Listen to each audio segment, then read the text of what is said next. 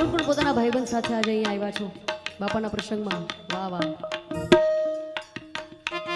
બસ આટલા જ લોકો આવ્યા છો? બાકી બધા એકલા આવ્યા છો ભાઈ? તો થોડો આમ હાથ ઊંચો કરો, ખબર પડે. વાહ વાહ, આ ઝાલાવાડમાં બેઠા છે, આગલો પડકારો નહીં, આમ આમ હુનું હુનું થોડું હાલે ભાઈ. કેવો ભાઈબંધ?